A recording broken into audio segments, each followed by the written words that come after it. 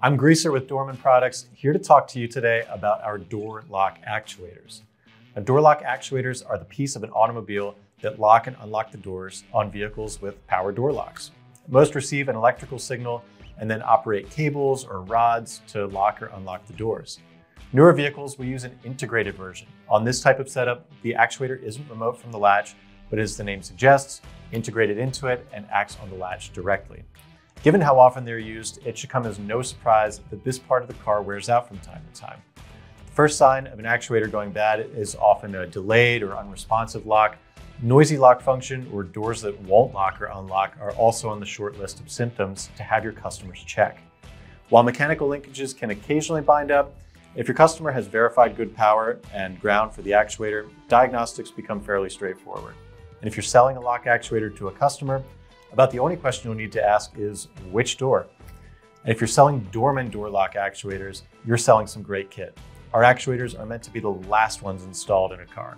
Our coverage is superb, so you can be sure you're not sending your customers to the salvage yard or dealer for parts that your competition might have on the shelf. Dorman has an entire door laboratory where we can test the fit and function of our actuators and stress test them repeatedly to ensure they meet our standards. We also make sure they meet FMVSS standards too, so vehicle occupants are safe in the unfortunate event of a collision. If your customers are looking for install advice, the job is usually not serious for someone who's had occasion to do work in a door before. The inner door panel will have to be removed, along with any sheeting or sound deadening. Remind them to disconnect any harnesses for locks or speakers. Now, this is usually the point where power to the lock actuator can be tested, and if it's found to be faulty, disassembly can continue.